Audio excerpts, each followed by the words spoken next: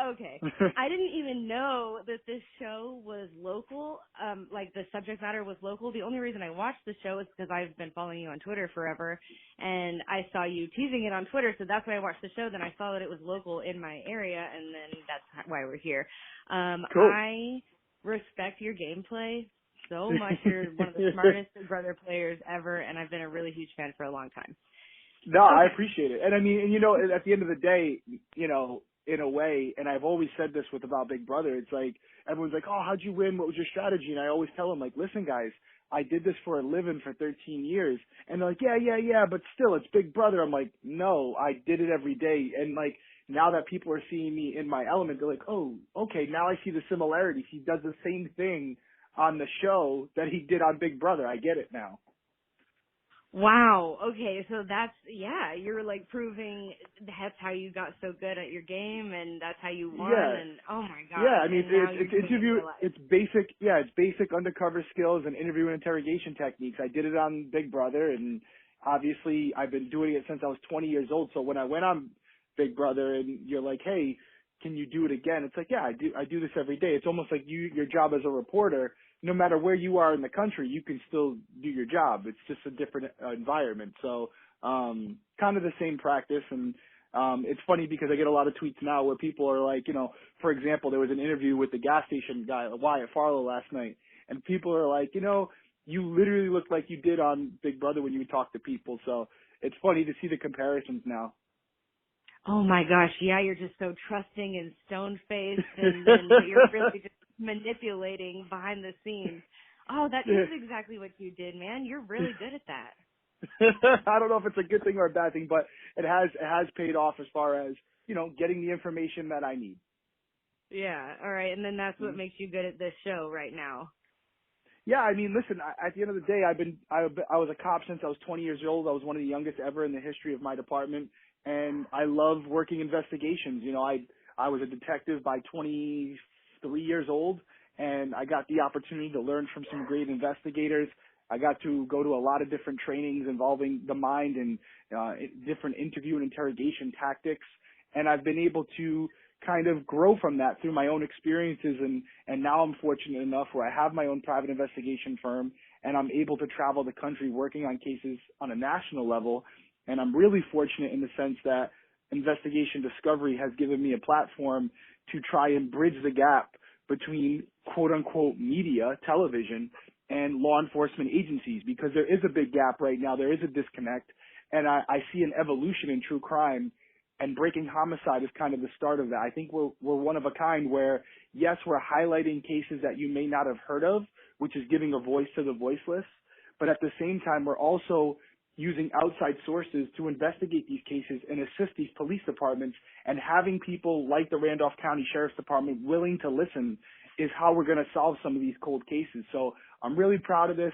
I hope it's a trend that continues. We're building trust between the community and law enforcement, and the way of doing that is showing them in front of a television that these investigators care and they're willing to do whatever they have to solve these cases. That was a really good answer. And that brings me to my question about this. Well, it could be a broad question also. So there's new technology now that wasn't available 18, 20 years ago. So for this specific case, that's obviously going to help, but in the broad scheme of things as well, is that something that you're kind of focusing on? Absolutely. Science and technology, specifically in the DNA spectrum, right, the DNA field, is changing rapidly. In the last 2 years, DNA practices have changed tremendously. There's now mitochondrial DNA testing where they can literally pull DNA from a hair fiber as opposed to the follicle. You used to need the skin tissue, the bulb at the bottom of the hair follicle to actually get a DNA. You don't anymore with mitochondrial DNA practices. The issue with those types of experiments is that they're very expensive, right? They're very expensive, but having a show like this where, like I said, Investigation Discovery is funding this project and, you know, bringing in these experts, bringing in these lab, testings, we're able to say, hey, listen, you know, you may not be aware, but there's new science and technology available where you can use some of your existing evidence, if it was preserved correctly, and reanalyze it now. And even though it may have not seemed valuable then, it may be the smoking gun in this case. So there are things specifically with Randolph County where there was DNA, there was evidence that I felt was a good source of possible DNA. And so without giving too much away, because this is a working relationship, there is currently evidence being submitted or has already been submitted for DNA testing, specifically in the Judy Rawlings case. We didn't cover it on the show because, again, there's a happy medium between giving the exposure to the audience, allowing them to come into the investigation, but not jeopardizing the integrity of the case. And so that's what we did. And would that be okay for me to air that, what you just said now? Yeah, Okay. yeah, and I would implore you to reach out to Randolph County. They'll confirm that. But yeah, there's pieces of evidence that are currently being analyzed for DNA. And again, we didn't specify what those pieces are, and I can't do that now, but they are being analyzed. And the reason they're not in the show is because they're things that the public does not know about as of right now. So for the integrity, I'm working with the Randolph County Sheriff's Department. They knew what was going to air on the show. They knew what wasn't going to. And it's a trust factor, right? I could have aired it anyways behind their backs, but what would that do for us long term? It would only hurt the relationship. So, I've spoken to individuals at Randolph County since the episodes aired. They're very happy with the final product. And again, I hope this is a trend that continues where we're already seeing more law enforcement agencies reaching out to the show and wanting us to come in because they're realizing that this is a benefit, right? This is more than just putting the case on the 5 o'clock news and running a 2-minute segment. We're allowing people to become invested in these cases because they're looking at these victims and they're looking at them as if they were their own daughter or their own son or their mother or father. And it brings another level of expectation to the case. They really want to help. And so we're hoping that this is something that really, really spreads like wildfire and leads to some arrests, leads to some people who've committed really heinous acts getting off the streets, even though 15, 20 years later they think they've gotten away with it. We're here to tell them they haven't. Yeah, and one of Sheriff Seabolt's campaign promises was to crack more cold cases, and that is, I suppose, what his goal is in reaching out to you, right? Absolutely. Sheriff Seabolt was amazing. He was completely forthright. He had just gotten into office when I got there. It was kind of a changing of the guard. So for him to still make that happen is just a credit to the type of sheriff he is and what he wants to do with the community. And I can tell you, I don't know him as a friend, as a person, but I can tell you that if he were the sheriff of my town, I'd feel very comfortable in knowing that he is going to stick by his promises. He really does want to see closure in these cases. And he was very honest and about, giving us investigators actively working the case and allowing us access to information that could help me do my job. So he gave that promise to you guys, and he's keeping it. I can tell you that firsthand going down there. He's not just talking the talk, he's walking the walk. Great. Derrick, what do you hope happens next with Judy's case and with her family? Well, as you saw in the episode, as I always say, there was an individual, Tony Sierra, who I presented as a strong person of interest. That doesn't mean he committed the crime, right? There could be an explanation. A person of interest is someone who I feel knows more than what they're saying at this point. And I think that some of the information that he has put out there, that has been put out there, is contradictory to his story as far as what happened that evening. So for that reason, I would like to see Tony come forward and speak to law enforcement directly.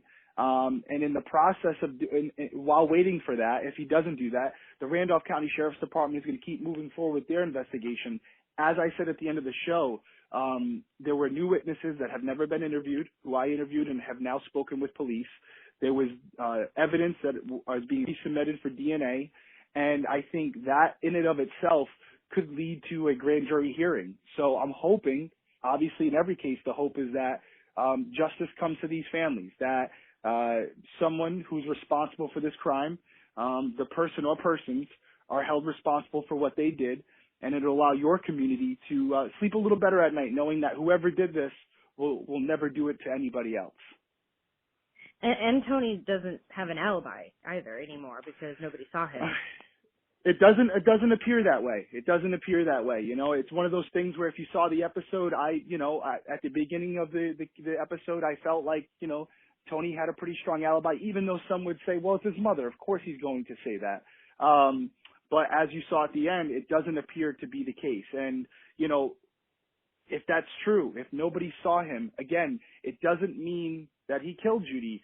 But again, why lie? That's the question everyone has to ask yourself. You don't have to be an investigator to figure that out. And then on top of asking yourself why lie about it, you have to also take into consideration the fact that, you know, Danny Cecil happens to see an individual looking for a pocketbook when nobody knew a pocketbook existed. And it appears that individual looked very similar to Tony Sierra. And then you have Michael Stewart, who said that Tony confessed to him while in prison. So you take into all these circumstances, and it really paints a picture that isn't very, very positive for Tony. But again, the only person who can answer for these things is Tony himself. And he wasn't willing to speak to me. So hopefully he's willing to speak to law enforcement directly. How is he, or is he going to be arrested anytime soon? I don't know. I honestly don't know. That's what's great about the show is at the end of the day, I've done everything I can do. And now I have to trust the Randolph County Sheriff's Department just like everybody else in that community. And it's their job to take this case forward. They may find information that is exculpatory and rules Tony out, or they may connect some dots that says, hey, listen, we want to go to a grand jury for this. But you and I won't hear about that until it's much further down the road. And with a cold case, I think everybody who sees this or hears this has to realize this isn't like a murder that just happened yesterday where if they have someone, they'll go out and make an immediate arrest. It goes through a lot of filters. A lot of people have to view this. A lot of desks have to have this put on them. And, you know, there's some people at the district attorney's office who are going to have to review it as well. And if they feel there's enough in their expert opinion, their professional opinion, then a grand jury hearing will be held and possibly some indictments will be handed down. But as far as my job's concerned, I've done my part. I've passed the baton along, and I'm going to be watching to see what happens as well because I'm still invested in this case. I still work for Tammy and her family, and we want justice for Judy. So I'll keep working with Randolph County on whatever they need me for, and I'm hoping that they're able to bring this case to an end very soon. Perfect. All right, Derrick. Anything else you'd like to say to the people in the Triad? No, I would just like to say, you know, thank you to the community of Asheboro. It was great being down there. I really do wish I was there under better circumstances. It was a beautiful place. And most importantly, I want to thank the Randolph County Sheriff's Department, specifically retired Captain Mark Brady and Detective Chris Manis. They were incredible. They were completely open to the idea. It's really a nice change of pace to see investigators put egos aside and say, hey, listen, what's your take on it? Give us your fresh perspective. We want to hear it because you know what?